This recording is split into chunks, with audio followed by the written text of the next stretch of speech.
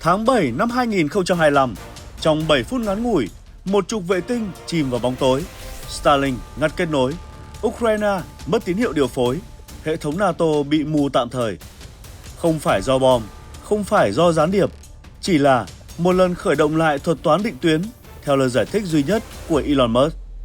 Nhưng chính 7 phút ấy đã kích hoạt một cơn địa chấn chính trị. Cuộc đối đầu giữa Trump và Musk không còn là mâu thuẫn cá nhân, mà là trận chiến giữa quyền lực dân cử và quyền lực thuật toán. Và điều đáng sợ nhất là một bên muốn được nghe, một bên có thể khiến toàn thế giới không còn nghe thấy gì. Quý vị đang theo dõi Young YDMs và hôm nay chúng ta hãy cùng khám phá chân dung của cặp đôi quyền lực Donald Trump và Elon Musk, cùng chiến lược đối đầu có thể thay đổi lịch sử hiện đại nước Mỹ và thậm chí là cả thế giới. Xin kính chào quý vị và các bạn. Quý vị và các bạn đang theo dõi chương trình tổng hợp thông tin quốc tế nổi bật của chúng tôi. Ngay sau đây là những nội dung chi tiết. Mời quý vị đón xem. Elon Musk, kẻ tái thiết tương lai bằng mã lệnh. Một kẻ tái thiết tương lai, không tranh cử, không phát biểu, nhưng viết lại cách thế giới kết nối, suy nghĩ và phản ứng chỉ bằng mã lệnh. Elon Musk, kỹ sư hay nhà cải cách hệ thống? Trong hơn 2 thập kỷ qua, Elon Musk không đơn thuần là một nhà sáng lập doanh nghiệp, càng không đơn giản là tỷ phú giàu nhất nhì thế giới. Ông là hiện thân của một kiểu chủ nghĩa công nghệ cực đoan, nơi đổi mới không chỉ nhằm mục tiêu kinh doanh mà là để tái định nghĩa nhân loại, hành vi và quyền lực. Khởi đầu với Zip2 và PayPal, Musk nhanh chóng tách mình khỏi thế hệ startup truyền thống để theo đuổi các dự án mang tầm vóc hệ sinh thái tương lai và toàn cầu. Tesla không chỉ là xe điện mà là cuộc cách mạng năng lượng và tự động hóa giao thông toàn cầu. SpaceX không chỉ là tên lửa mà là nỗ lực tư nhân hóa không gian và chiếm lĩnh hạ tầng vũ trụ.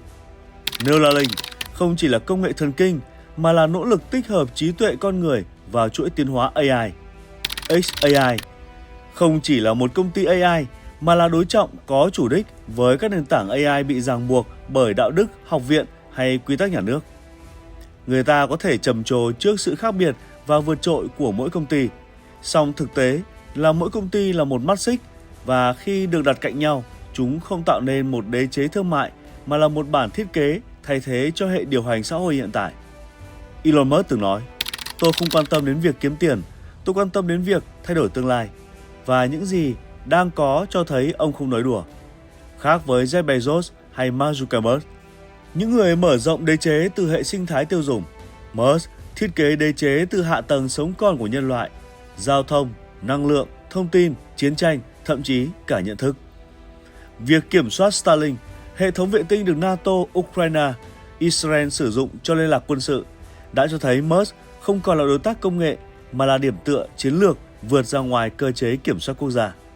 Giới học thuật từng tranh luận liệu Musk là người có tầm nhìn xa hay một kẻ độc đoán. Còn thực tế có thể đơn giản hơn, ông đã làm mà không chờ ai đồng thuận. Không qua quốc hội, không qua bầu cử, không qua trưng cầu dân ý. Elon Musk triển khai các nền tảng tác động đến hàng trăm triệu người, kiểm soát thông tin, hạ tầng và tâm lý đám đông chỉ bằng một API hoặc một dòng code.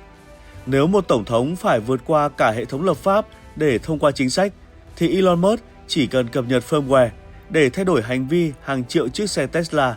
Elon Musk không chỉ đi trước thị trường, ông đi trước cả thể chế, trước luật pháp, trước dư luận.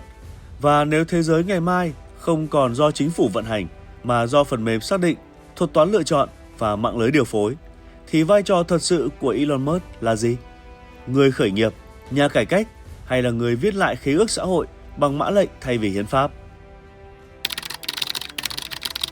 Từ mạng xã hội X đến vũ khí dữ liệu chính trị.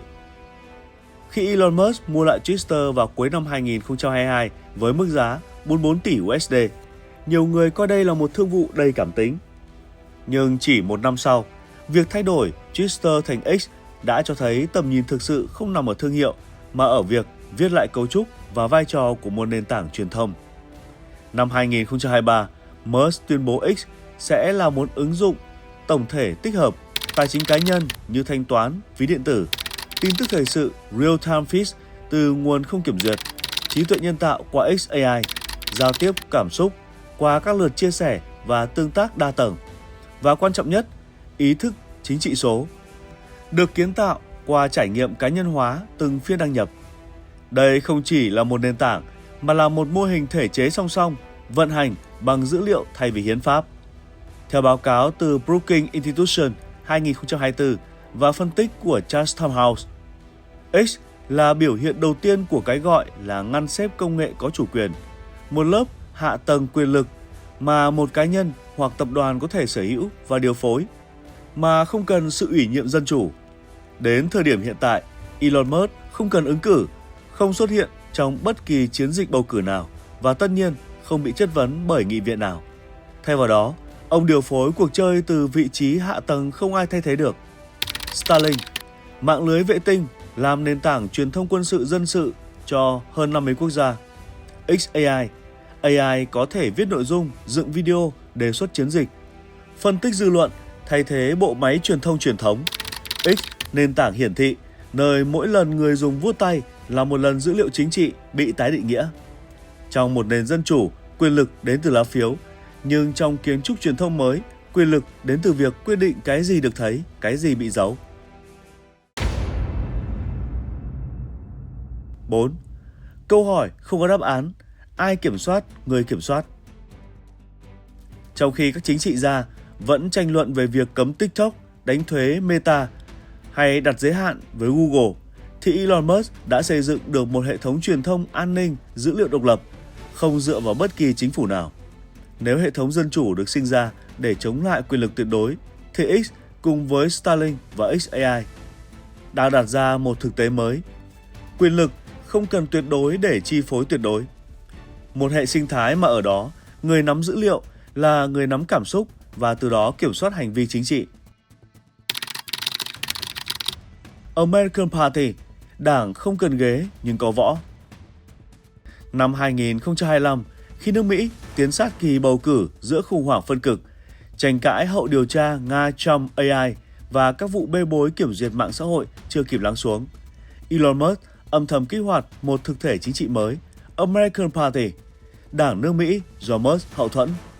Không có logo chính thức, không có chiến dịch tranh cử, không có ứng viên đăng ký trong danh sách của FEC.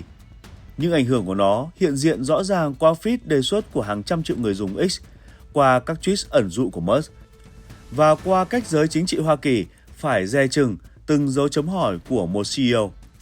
Theo phân tích của The New Yorker, đây là một đảng bóng tối. Shadow Party, theo đúng nghĩa học thuật, không trực tiếp cầm quyền nhưng thiết kế hành lang quyền lực mà mọi người chơi phải đi qua. Các yếu tố cấu thành American Party không nằm trong các văn kiện pháp lý mà trong cấu trúc dữ liệu và hành vi mạng. Tín hiệu đề xuất của X, ứng viên nào được boost nội dung sẽ có khả năng tiếp cận gấp 20 lần so với truyền hình cáp. Trí tuệ cảm xúc từ XAI, đoán trước xu hướng dư luận để đẩy các chủ đề thuận lợi và bóp nghẹt các thông điệp đối kháng. Chiến dịch dân túy số, không cần phát động mà tự động lan truyền nhờ cấu trúc cộng hưởng từ Musk và cộng đồng ủng hộ ông. Đây là lần đầu tiên trong lịch sử Mỹ, một đảng không có ứng viên cũng tạo được hành lang gây ảnh hưởng như một siêu PAC và Media Platform gộp lại. Giới học giả chính trị Mỹ đang chia rẽ dữ dội. Một bên xem đây là phản ứng sáng tạo với hệ thống lỗi thời, nơi đảng chính trị truyền thống không còn đủ năng lực công nghệ để giao tiếp với công dân thế kỷ 21. Bên còn lại cảnh báo, đây là một tiền lệ nguy hiểm, nơi quyền lực chính trị được cá nhân hóa, không chịu sự kiểm tra, không cần bầu cử, không bị ràng buộc đạo đức thể chế. Như Chatham House đặt câu hỏi, nếu quyền lực không cần chính danh, không cần kiểm soát và không cần minh bạch, thì điều gì còn giữ được giới hạn cho một nền dân chủ? American Party là sự kết tinh của thế kỷ 21, nơi ranh giới giữa chính trị, truyền thông, công nghệ, cảm xúc đám đông bị xóa mờ hoàn toàn. Elon Musk không cần làm tổng thống để ảnh hưởng đến chính sách đối ngoại, hệ thống pháp lý hay niềm tin công chúng. Ông chỉ cần điều phối nền tảng nơi toàn bộ đời sống công dân diễn ra và trong một thế giới nơi đề xuất quan trọng hơn lập trường. American Party không cần ghế vì họ đã có quyền viết lại bảng chọn kênh cho toàn dân. Nhà sáng lập hay người viết lại luật chơi? Elon Musk không còn đơn thuần là một nhà sáng lập, người tạo ra sản phẩm mang tính cách mạng. Điều đáng chú ý và đáng lo ngại là cách ông xây dựng và kết nối các sản phẩm đó thành một hệ sinh thái toàn diện, tự vận hành và vượt ngoài giới hạn pháp lý truyền thống.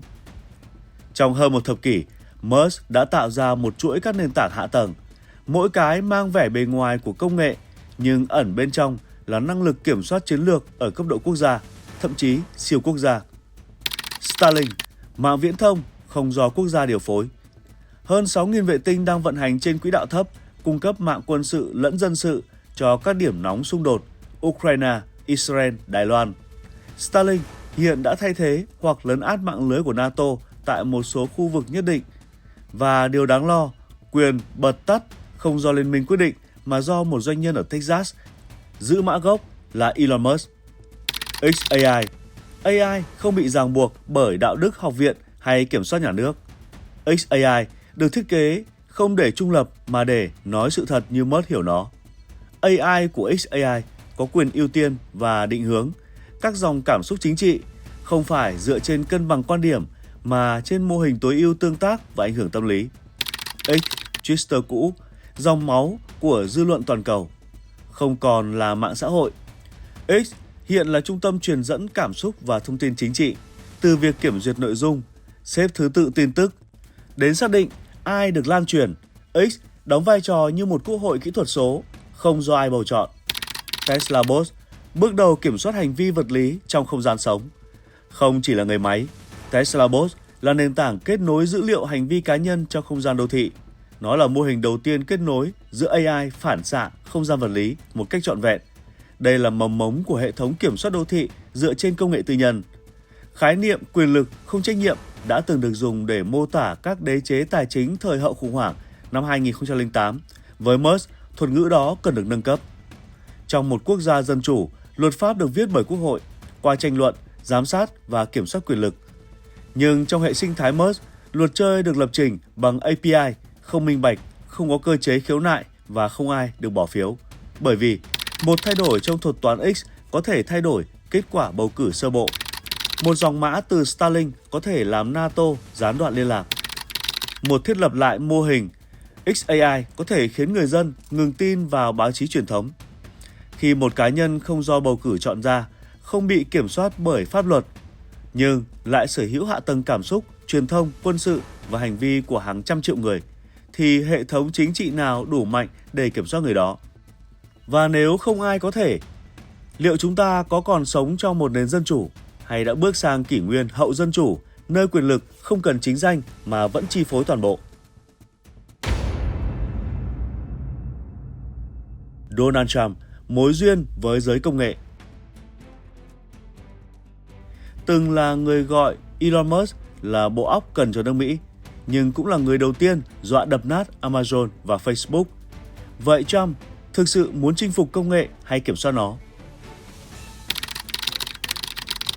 Một trục quyền lực mới mở ra. Tháng 12 năm 2016, khi Donald Trump vừa giành chiến thắng trong cuộc bầu cử Tổng thống Hoa Kỳ, một trong những cuộc bầu cử gây chấn động và chia rẽ nhất trong lịch sử hiện đại, ông đã triệu tập một cuộc họp kín mang tính biểu tượng với các CEO công nghệ hàng đầu nước Mỹ. Bức ảnh lịch sử tại tháp Trump Tower lan truyền khắp truyền thông quốc tế. Elon Musk ngồi cạnh Jeff Bezos, Satya Nadella, Tim Cook và Larry Page.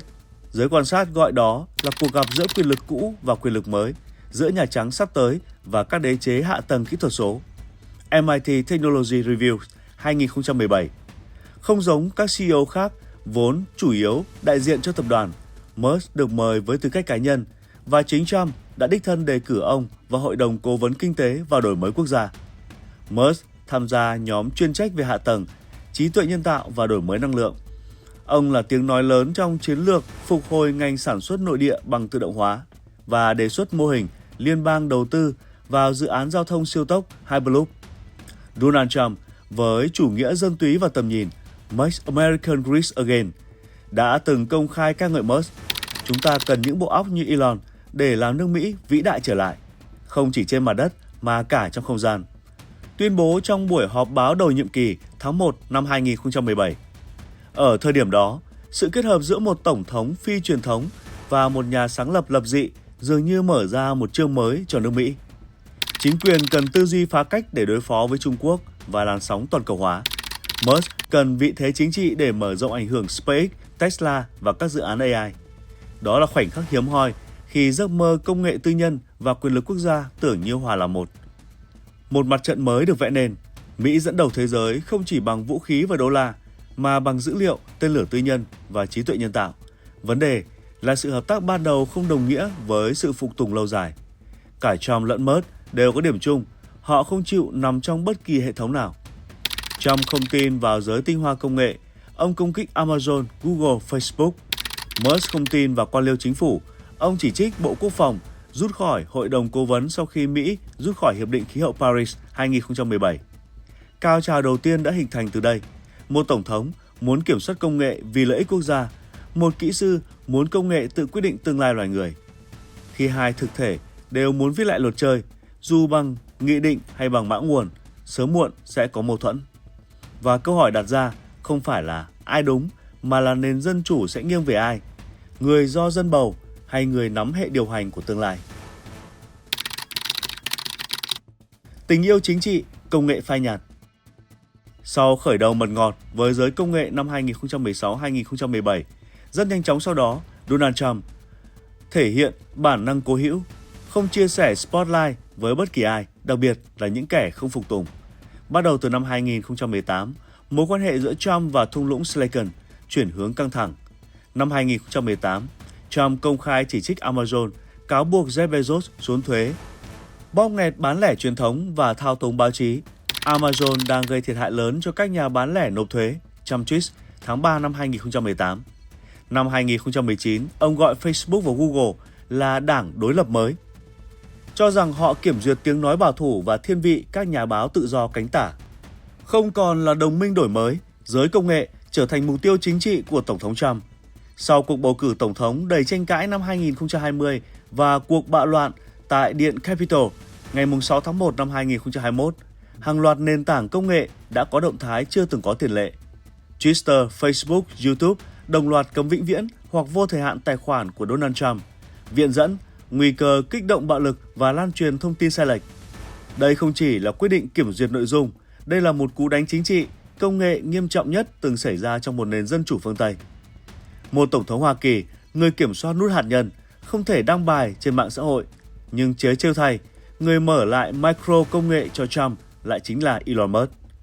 Năm 2022, Elon Musk mua lại Twitter với lời tuyên bố tự do ngôn luận là nền tảng của một nền dân chủ đang hoạt động. Chưa đầy một năm sau, ông khôi phục tài khoản Twitter của Donald Trump như một cử chỉ minh oan cho tự do ngôn luận. Nhưng Trump từ chối quay lại, ông vẫn bám trụ với Truth Social, nền tảng mạng xã hội do chính ông lập ra, nơi ông không chỉ là người phát biểu mà còn là trung tâm thuật toán. Cú mở khóa của Musk không dẫn đến sự tái ngưỡng mộ, mà là một vết nứt bị đóng băng chờ ngày rã đông. Cả hai đều có hệ sinh thái riêng, cả hai đều muốn kiểm soát dòng chảy thông tin. Nhưng chỉ một người có thể là trung tâm. Có phải cái tôi của Trump không cho phép ông cúi đầu trước ân huệ mở khóa? Hay Trump đã nhận ra rằng Musk không đơn thuần là người ủng hộ tự do ngôn luận, mà là người có thể lập trình lại ý nghĩa của nó? Và quan trọng nhất, khi quyền được nói phụ thuộc vào nền tảng chứ không phải hiến pháp, thì ai thực sự là người cầm mic? Nghịch lý của Musk cứu Trump nhưng không thuộc về Trump. Khi Elon Musk mua lại Twitter vào tháng 10 năm 2022, hành động đầu tiên mang tính biểu tượng của ông không phải là cắt nhân sự hay thay đổi giao diện, mà là khôi phục tài khoản của Donald J. Trump, người từng bị cấm vĩnh viễn sau cuộc bạo loạn Capitol, mùng 6 tháng 1 năm 2021. Musk tuyên bố đây là hành động bảo vệ tự do ngôn luận. Cộng đồng MAGA ăn mừng, xem đó như một chiến thắng chính trị. Nhưng Trump im lặng, không một bài đăng, không một lời cảm ơn. Thay vì quay về ngôi nhà mạng xã hội từng đưa ông lên ngôi tổng thống, Trump tiếp tục phát biểu trên Truth Social, nền tảng nhỏ hơn nhưng do chính ông kiểm soát từ hệ thống đến thuật toán. Tại sao Trump không quay lại X? Vì bản năng chính trị của ông không cho phép mình đứng dưới cái bóng của bất kỳ ai, hay vì quyền lực của Trump không chỉ là tiếng nói mà là quyền tạo ra không gian nơi tiếng nói đó là trung tâm? Đây là câu hỏi chưa có lời giải đáp chính thức. X dưới tay Elon Musk không còn là Twitter cũ, đó là một hạ tầng truyền thông mới, nơi thuật toán thay vì cá nhân quyết định ai được lan truyền. Trên Truth Social, Trump là tổng thống, là nhân vật chính. Trên X, ông chỉ là một người dùng trong dòng tin tức, được đề xuất hay không phụ thuộc vào thuật toán của một người khác. Phải chăng Trump đã nhìn thấy điều này từ trước? Và khi Elon Musk công bố thành lập American Party, một tổ chức không đăng ký tranh cử nhưng đóng vai trò kiểm soát dư luận và luồng thông tin chính trị, lập trường của Trump lập tức rõ ràng. Không ai có quyền thao túng nền dân chủ từ phía sau bức màn AI. Donald Trump phát biểu tại Des Moines, Iowa tháng 3 năm 2025. Đây không còn là lời chỉ trích chung chung, đây là đòn đánh trực diện vào Musk, người không tuyên bố tranh cử nhưng sở hữu tất cả các công cụ để định hình cảm xúc cử tri, nền tảng thuật toán, AI, vệ tinh và dữ liệu cá nhân. Mối quan hệ giữa Musk và Trump giờ đây là nghịch lý hiện đại của quyền lực hậu dân chủ. Trump là biểu tượng của quyền lực dân cử nhưng đang bị hạn chế bởi thể chế, tòa án, truyền thông. Musk là biểu tượng của quyền lực phi chính thống, không bị ràng buộc bởi hiến pháp nhưng lại tác động sâu hơn đến nhận thức công chúng. Trump có thể ra lệnh cho quân đội, nhưng Musk có thể khiến dư luận thay đổi trong một chu kỳ đề xuất. Trump có thể phát biểu, nhưng Musk có thể quyết định bao nhiêu người thấy bài phát biểu đó. Có phải Trump từ chối quay lại X không phải vì tự ái, mà vì ông hiểu rằng quyền lực giờ đây không nằm ở tiếng nói, mà ở nền tảng đang phát tiếng nói đó? Và liệu lời cảnh báo của Trump về AI không minh bạch và đảng bóng tối là một phản xạ chiến lược, hay là dấu hiệu rằng ông đang bị bỏ lại sau cuộc đua kiểm soát nhận thức chính trị hiện đại? Khi Trump không còn là trung tâm. Từ chiến dịch tranh cử đầu tiên năm 2015, Donald Trump đã chứng minh ông không chỉ là một chính trị gia mà là một diễn viên chính trên sân khấu chính trị Mỹ. Không có Trump, không có show, ông không tồn tại. Báo chí đưa tin ông là mối đe dọa dân chủ. Ông tận dụng để củng cố hình ảnh nạn nhân của giới tinh hoa. Truyền hình chỉ trích, ông phản đòn trực tiếp trên Twitter rồi Truth Social. Cấm tài khoản, ông tạo mạng xã hội riêng. Trump không chỉ muốn được nghe, ông cần mọi người phải lắng nghe mình. Spotlight không chỉ là công cụ mà là nguồn sống chính trị. Trump là người cần nói. Trái ngược với Trump, Musk không cần phát biểu mỗi ngày. Ông không cần vận động tranh cử, không cần họp báo, không cần phản biện. Bởi lẽ, ông sở hữu chính cái micro mà người khác phải xin phép để sử dụng. Không phát biểu mà thiết kế nền tảng để người khác phát biểu. Không tranh luận mà viết lại thuật toán hiển thị tranh luận.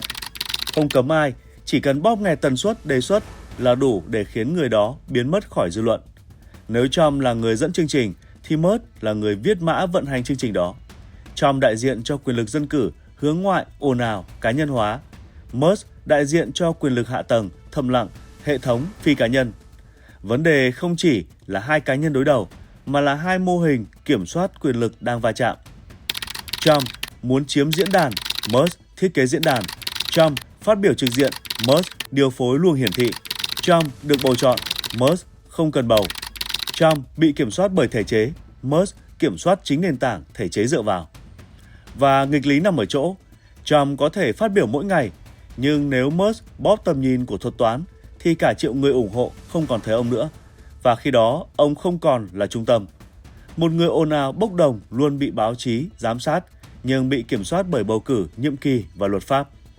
Hay một người không tranh cử, không họp báo, không ai bỏ phiếu, nhưng kiểm soát AI, mạng xã hội, hạ tầng thông tin và cả khả năng phát hiện sự thật. Trump có thể phát biểu sai, nhưng hệ thống sẽ sửa. Musk có thể khiến bạn không bao giờ nhìn thấy phản biện để biết rằng có gì đó sai. Nền dân chủ hiện đại không chỉ bị đe dọa bởi kẻ hét to nhất, mà còn, và nguy hiểm hơn, bởi kẻ điều phối ánh sáng, âm thanh và thứ được bật lên. Trump cầm micro, Musk cầm bảng điều khiển âm thanh. Và trong thời đại truyền thông định nghĩa sự thật, quyền được phát biểu không còn là quyền tuyệt đối, mà là một dịch vụ được phân phối bởi thuật toán. Từ nổi giận cá nhân đến lịch sử có thể viết lại. Ở bề nổi, đây là cuộc xung đột giữa hai cá nhân. Donald Trump, một tổng thống, người từng thay đổi toàn bộ cấu trúc tranh cử bằng 280 ký tự trên Twitter.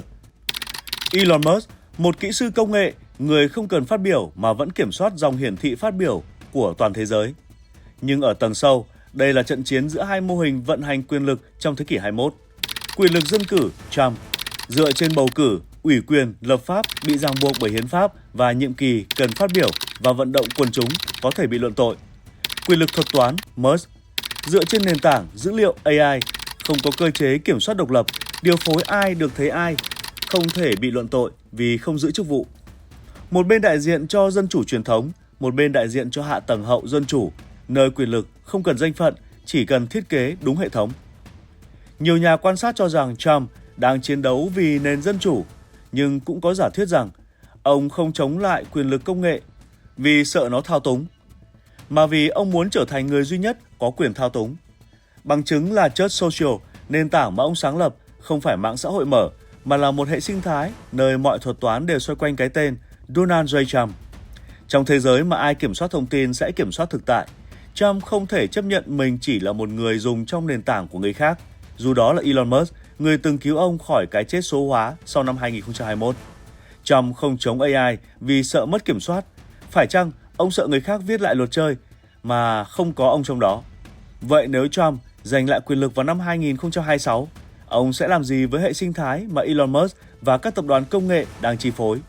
Có 3 kịch bản: phá hủy triệt để, siết kiểm soát với AI, vệ tinh tư nhân, mạng xã hội, tạo ra môi trường pháp trị số mạnh tay. Quốc hữu hóa một phần, bắt buộc các nền tảng công nghệ chiến lược Starlink, xAI phải nằm dưới sự kiểm soát trực tiếp của Nhà Trắng. Chiếm quyền sử dụng, không phá mà thu phục, biến hệ sinh thái Musk thành công cụ chiến lược của Trumpish 2.0. Với Trump, mọi thứ đều có thể là công cụ, miễn là ông ở trung tâm. Câu hỏi không phải là có xóa nền tảng công nghệ không, mà là ai đứng giữa bảng điều khiển. Cuộc đối đầu giữa Trump và Musk đã vượt khỏi phạm vi cá nhân. Đây có thể là biểu hiện rõ nét nhất cho sự chuyển dịch quyền lực lớn nhất thế kỷ 21. Từ lá phiếu sang dòng lệnh, từ quốc hội sang trung tâm dữ liệu, từ tổng thống sang thuật toán. Nếu Trump thắng, đó có thể là hồi kết của một thời kỳ công nghệ tự do tuyệt đối. Nhưng nếu Musk thắng, đó có thể là sự im lặng, lặng lẽ của nền dân chủ, nơi tiếng nói không bị cấm, chỉ không được hiển thị. Trump và Musk, hai trung tâm quyền lực phi đối xứng. Một người ra luật, một người viết mã, một bên là chính trị dân cử, một bên là hạ tầng không ai bầu chọn. Khi quyền lực không nằm trong lá phiếu, mà trong thuật toán, ai mới là kẻ định hình nước Mỹ. Hai cái tôi không chịu đứng chung ánh sáng. Trên bề mặt, mối quan hệ giữa Donald Trump và Elon Musk thường được diễn giải như xung đột giữa hai cá tính lớn, hai cái tôi không chịu đứng chung ánh sáng. Nhưng nếu tách lớp cảm xúc cá nhân, điều hiện ra là một cuộc đối đầu mang tính cấu trúc sâu sắc giữa quyền lực dân cử truyền thống và quyền lực hạ tầng hiện đại không qua bầu chọn. Cả hai nhân vật đều không đại diện cho phe tinh hoa truyền thống, nhưng cũng không hoàn toàn dân túy. Họ là hai cực của cùng một thực tại đang tái cấu trúc nền dân chủ Mỹ. Trong đó, trung tâm quyền lực không còn cố định trong Nhà Trắng hay Quốc hội, mà trôi dạt về nơi ai kiểm soát dòng dữ liệu, kết nối và nhận thức công chúng. Thử hình dung hai cá tính và hai quyền lực đại diện như sau. Donald Trump, quyền lực chính trị dân cử, ban hành luật, điều tra, ép siết hợp đồng, dựa vào GOP, MAGA, Just Social, cơ chế vận hành, công khai, tranh cử, diễn ngôn chính trị. Elon Musk, quyền lực hạ tầng, phi thể chế, ngắt dịch vụ, điều khiển nền tảng, kiểm soát chuỗi thông tin, dựa vào American Party, Starlink, xAI, cơ chế vận hành, âm thầm, thiết kế hệ thống, thao túng thuật toán. Điểm khác biệt không chỉ là công cụ mà là cách thức tạo ra ảnh hưởng. Trump cần micro, Musk kiểm soát micro. Trump cần diễn đàn chính trị, Musk tạo ra hạ tầng cho các diễn đàn chính trị vận hành. Trump có thể ra luật, ban hành sắc lệnh, yêu cầu quốc hội điều tra, nhưng Musk có thể ngắt toàn bộ dịch vụ vệ tinh cho một quốc gia, Starlink, Ukraine 2023. Giới hạn thuật toán lan truyền một chiến dịch tranh cử, X thuật toán xếp hạng 2025. Thay đổi luật chơi của truyền thông chỉ bằng một cập nhật API. Trong hệ sinh thái của Musk, luật không do quốc hội viết mà được định nghĩa bởi thuật toán. Cấu trúc mâu thuẫn ở đây không còn là sự phản biện lập trường giữa hai phía, mà là xung đột về quyền định nghĩa cái gì là đúng sai trong mắt công chúng. Trong phát biểu trước công chúng, vận động quần chúng, Musk không tranh cãi, ông thiết kế thuật toán khiến công chúng thấy hay không thấy phát biểu đó. Nếu Trump là nhà chiến lược truyền thống, người cần được nghe, được phát biểu, được chọn làm đại diện, thì Musk là nhà kiến trúc quyền lực ẩn, người viết ra cấu trúc khiến tất cả còn lại phải chơi theo luật mà ông định nghĩa. Trong nền dân chủ lý tưởng, công chúng đưa ra quyết định dựa trên thông tin. Nhưng trong nền dân chủ nền tảng, thông tin được lọc, sắp xếp, gợi ý, không bởi nhà nước mà bởi những hệ thống được lập trình bởi các cá nhân không bầu chọn. Vậy, quyền lực thực sự nằm ở người ra chính sách hay ở người khiến công chúng nhìn thấy hoặc không thấy chính sách đó theo cách đã được định trước. Sự kiện Starlink ngày 24 tháng 7, điều gì đang xảy ra khi Trump và Musk đối đầu? Vào lúc 14 giờ 32 phút, ngày 24 tháng 7 năm 2025, theo giờ UTC, mạng lưới vệ tinh Starlink được sử dụng làm xương sống cho hệ thống liên lạc quân sự ở Ukraine, NATO và Israel bất ngờ gián đoạn trên diện rộng. Sự cố kéo dài 7 phút, nhưng tác động của nó vượt xa mọi bài kiểm tra phòng thủ chiến tranh điện tử trước đó. Ukraine, các đơn vị tiền tuyến tại Donetsk và Kharkiv không thể kết nối với bộ chỉ huy trung tâm. NATO, các trạm radar và trung tâm phối hợp tác chiến tại Ba Lan và Estonia bị mù tín hiệu định tuyến. Israel, hệ thống cảnh báo sớm, vùng Golan bị ngắt luồng phân tích dữ liệu chiến thuật. Không có tên lửa, không có phần mềm độc hại, chỉ là một reset mạng nội bộ theo cách Elon Musk nói.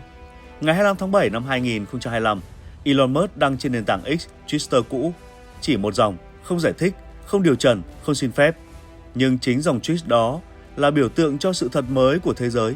Một cá nhân không qua bầu cử, không chịu trách nhiệm quốc gia có thể làm NATO mất liên lạc chỉ bằng một thao tác kỹ thuật. Theo báo cáo điều tra sơ bộ từ Brookings Institution và Politico EU, sự cố không đến từ tác nhân bên ngoài, không có dấu hiệu can thiệp của Nga, Trung Quốc hay nhóm hacker quốc tế. Nguyên nhân được xác định là tái khởi động hệ thống định tuyến tự động do AI điều phối, nhằm tối ưu luồng băng thông cho trục vệ tinh mới triển khai tại Thái Bình Dương. Vụ việc Starlink 24 tháng 7 không chỉ khiến các chỉ huy tác chiến NATO bối rối, nó còn buộc các nhà hoạch định chiến lược phương Tây đặt lại câu hỏi cốt lõi. Nếu NATO phụ thuộc vào một mạng lưới do cá nhân điều hành, nếu chính phủ không thể kiểm tra hoặc ngăn chặn các thao tác kỹ thuật này, nếu khả năng tác chiến phụ thuộc vào API thương mại, thì ai mới thật sự đang kiểm soát an ninh của phương Tây? Đây không còn là sự cố, đây là thử nghiệm đầu tiên của một trật tự an ninh công nghệ hậu thể chế. Sự kiện Starlink ngày 24 tháng 7 là minh chứng sống động cho sự dịch chuyển quyền lực toàn cầu từ quốc gia sang hạ tầng. Không có vụ tấn công, không có hành vi thù địch rõ ràng, nhưng thế giới đã cảm nhận được sức mạnh của một dòng mã. Và khi một CEO có thể khiến NATO rơi vào trạng thái mù trận địa chỉ bằng một lần network reset, liệu ai mới là người thực sự cần được chất vấn trong các phiên điều trần quốc hội tiếp theo? Một bên dựa vào luật pháp, một bên dựa vào mã lệnh. Donald Trump là đại diện cho quyền lực dân cử truyền thống. Ông từ ban hành sắc lệnh, ký luật, sử dụng ảnh hưởng cá nhân để yêu cầu Quốc hội điều tra các đối thủ và điều phối hệ thống tư pháp như một đòn bẩy chính trị. Nhưng Elon Musk không giữ bất kỳ chức vụ nào trong chính phủ, lại có khả năng tạo ra hiệu ứng thực tế sâu rộng hơn bằng một dòng mã lệnh. Khi Ukraine dự kiến mở đợt tấn công vào Crimea bằng drone sử dụng kết nối Starlink, Musk từ chối kích hoạt dịch vụ khu vực đó, khiến chiến dịch buộc phải hủy. Ông không bị điều trần, không bị ép tuân thủ, không chịu trách nhiệm trước một chính phủ nào. Sau khi một ứng viên độc lập lên top trending trên nền tảng X bằng cộng đồng ủng hộ trẻ, thuật toán bất ngờ được điều chỉnh khiến tần suất hiển thị giảm 70% trong 48 giờ. Không có lệnh cấm, không có kiểm duyệt chính thức, chỉ là một thay đổi trong xếp hạng đề xuất. Trong mô hình Musk, quyền lực không phải là ngăn cấm mà là làm cho ai đó không còn được thấy. Musk từng cập nhật hệ thống phân phối nội dung trên X khiến các đường dẫn từ New York Times, CNN và Washington Post tải chậm hơn các nguồn thân thiện với Musk. Không có thông báo chính thức, không qua thảo luận nghị viện, chỉ là một thay đổi back-end của API. Không đủ để thay đổi thứ tự tin tức được tin cậy. Trong khi Trump và các tổng thống Mỹ có thể mất cả tháng hoặc năm để thông qua một đạo luật, Musk không cần ai phê duyệt. Một nhóm kỹ sư, một mã lệnh cập nhật, một điều chỉnh thuật toán và trật tự truyền thông, hành vi người dùng hoặc thậm chí nhịp đập cảm xúc chính trị toàn cầu có thể đổi hướng trong vài phút. Trong khi quyền lực dân cử bị giới hạn bởi thể chế, quyền lực thuật toán được tối ưu bởi tốc độ và gần như không có sự phản biện kịp thời. Trong hệ sinh thái của Musk, luật là thuật toán, quốc hội là đội phát triển sản phẩm, luật sư là kỹ sư AI kiểm thử hành vi người dùng. Trong thế giới của Trump, quyền lực đến từ khả năng ra quyết định công khai dưới sự giám sát của dư luận, luật pháp và bầu cử.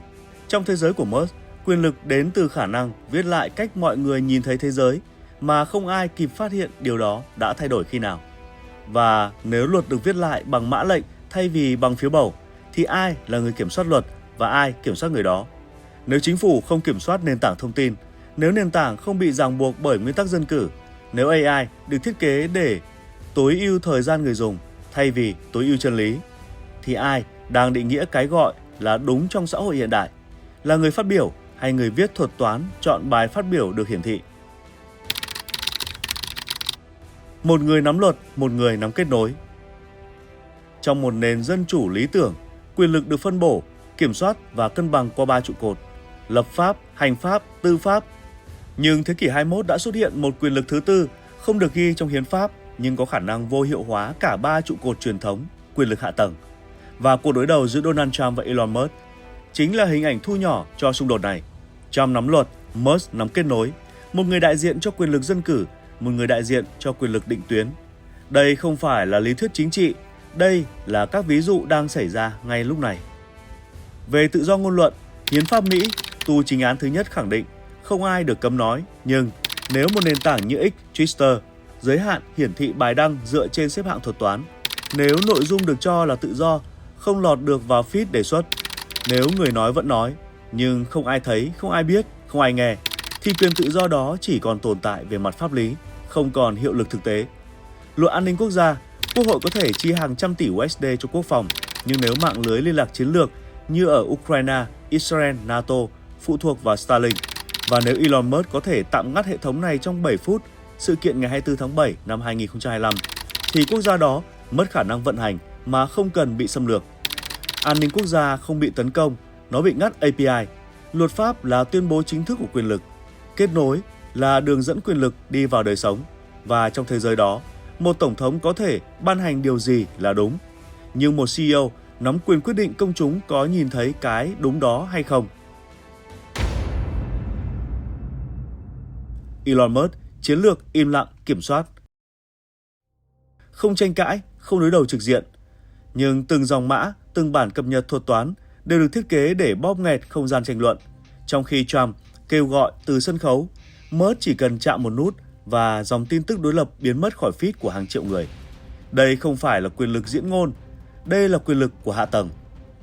Trong khi Donald Trump không ngừng công kích từ các buổi vận động, mạng xã hội đến truyền hình trực tiếp, Elon Musk tuyệt đối giữ im lặng, không phản hồi truyền thông, không đăng bài phản bác trên X, không có một tuyên bố trực tiếp nào về những cáo buộc hay công kích từ phía Trump. Nhưng không tranh luận không có nghĩa là không chiến đấu. Phía sau bức tường im lặng là những hành động mang tính chiến lược, thể chế với một logic đáng lo ngại. American Party mở rộng hệ sinh thái chính trị ẩn. Không hoạt động như một đảng truyền thống, không phát động tranh cử, không tuyên truyền bầu cử, nhưng lại phối hợp sâu rộng với các tổ chức dân sự, trung lập, nơi nắm giữ kho dữ liệu cảm xúc, hành vi, thái độ chính trị của hàng trăm triệu người. Đây không phải là một đảng, mà là một hệ thần kinh chính trị ảo. Starlink phủ sóng các bang dao động, nơi quyết định cục diện chính trị Mỹ. Các bang như Pennsylvania, Michigan, Georgia, nơi lá phiếu quyết định thắng thua bầu cử, đang được mở rộng kết nối Starlink với lý do tăng cường tiếp cận thông tin. Nhưng không có cam kết nào từ chính phủ về kiểm soát dữ liệu truyền dẫn hoặc đảm bảo trung lập nội dung. Câu hỏi là, thông tin công bằng có đang được định nghĩa lại bởi người cung cấp vệ tinh? X cộng XAI nâng cấp thuật toán kiểm duyệt nội dung chính trị. Cụm từ chính trị gây chia rẽ được đưa vào danh mục ưu tiên kiểm soát nội dung từ tháng 6 năm 2025. AI, ngôn ngữ do XAI phát triển, đang học cách gắn nhãn cảm xúc thay vì chỉ gắn nhãn nội dung. Điều này cho phép nền tảng ẩn hoặc giảm hiển thị những phát ngôn gây cực đoan về cảm xúc, bao gồm những phát ngôn tranh cử mạnh mẽ. Một thuật toán không nói dối, nhưng có thể chọn thứ bạn không nhìn thấy. Sự im lặng của Elon Musk không phải là lùi bước, mà là bản đồ tái định hình cuộc chơi từ tầng thấp nhất, dữ liệu, kết nối, nền tảng. Trong khi các ứng viên chính trị đấu khẩu để tranh ghế, Musk xây lại sân khấu. Một cuộc đối đầu mà luật chơi không còn được định nghĩa bởi Quốc hội, mà bởi một bản cập nhật thuật toán. Câu hỏi đặt ra, có nền dân chủ nào tồn tại khi người dân không biết họ đang bị dẫn hướng theo một kịch bản vô hình? Donald Trump phản công bằng luật. Trong khi Elon Musk lựa chọn quyền lực không va chạm, thì Donald Trump chủ động bước vào cuộc chiến bằng công cụ mà ông quen thuộc nhất, luật pháp, chính sách và vận động dư luận. Đây không còn là một màn khẩu chiến. Đây là nỗ lực định hình lại biên giới quyền lực trong kỷ nguyên công nghệ. Vào cuối tháng 7 năm 2025, Trump với sự hậu thuẫn của nhóm MAGA trong Quốc hội tuyên bố kích hoạt lại đạo luật từng bị đình trệ từ thời Biden với 3 trọng tâm. Yêu cầu các nền tảng công nghệ có trên 100 triệu người dùng phải công khai cấu trúc thuật toán, đề xuất nội dung, bắt buộc khai báo, luồng lọc, kiểm duyệt hoặc hạ cấp hiển thị liên quan đến các chủ đề chính trị, bầu cử quốc gia. Thiết lập cơ quan độc lập kiểm toán AI tương tự như SEC, giám sát thị trường chứng khoán. Trump không tấn công Musk bằng tweet, ông chọn một công cụ tối thượng, quyền ban hành luật. Cùng với đó, trong các cuộc vận động tại Florida, Ohio và Iowa, Trump liên tục nhấn mạnh vào một hình ảnh, những kẻ không ai bầu nhưng lại quyết định bạn thấy gì, đọc gì và cảm gì mỗi ngày. Ông khéo léo biến nỗi lo công nghệ thành một chủ đề tranh cử, gắn nó với cảm giác bị thao túng, bị tước đoạt quyền tự do, nhất là trong giới cử tri bảo thủ. Một thông điệp tưởng như đơn giản, nhưng đủ sức gợi sợ hãi, đánh thức bản năng phòng vệ chính trị và biến Musk từ biểu tượng đổi mới thành bóng ma thao túng vô hình. Trump hiểu rằng không thể đánh Musk bằng quyền sở hữu, nhưng ông có thể đánh vào tính chính danh của quyền lực đó. Khi một CEO không qua bầu cử kiểm soát vệ tinh, nền tảng, thuật toán và cảm xúc đám đông, thì điều duy nhất có thể đối trọng là luật do người dân thông qua Quốc hội.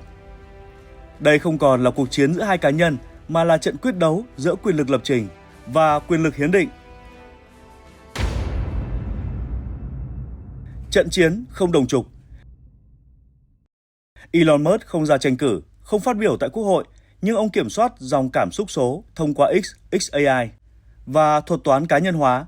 Donald Trump không sở hữu nền tảng truyền thông, nhưng ông vận hành công cụ luật pháp và chính trị dân cử, nơi các quyết định được ghi vào văn bản chính thức của nhà nước. Hai người, hai hệ thống, hai vũ khí, nhưng mặt trận giao thoa duy nhất chính là nhận thức của công chúng. Giả sử một sắc lệnh về minh bạch thuật toán đang chờ Quốc hội bỏ phiếu, nhưng trước khi nó được thông qua, AI của XAI đã điều chỉnh thuật toán để giảm hiển thị các quan điểm cánh hữu, gắn mác thuyết âm mưu cho các chủ đề MAGA, nâng cấp bộ lọc nội dung gây chia rẽ bằng mô hình cảm xúc do AI tự học không qua giám sát. Vậy trong thời gian tranh cãi về luật thì thực tế đã được định hình bởi mã lệnh. Hãy hình dung Quốc hội thông qua một đạo luật bảo vệ tự do phát biểu, nhưng người dân không nhìn thấy bài phát biểu đó vì nó bị xếp cuối trong luồng đề xuất. Và không ai biết tại sao, chỉ có vài dòng code, hàng tỷ tham số và một API nội bộ của XAI. Luật vẫn tồn tại nhưng không còn tác dụng. Trong ban hành luật, Musk thiết kế thực tại. Và khi luật chưa kịp ban hành nhưng feed của bạn đã không còn hiển thị luồng thông tin đối lập thì quyền lực thật sự đang nằm ở đâu? Không nằm ở tòa nhà Quốc hội, mà nó có thể nằm ở một cụm server tại Austin, nơi quyết định bạn nghĩ gì và nghĩ từ lúc nào. Ai thắng, người kiểm soát luật hay người định hình định kiến?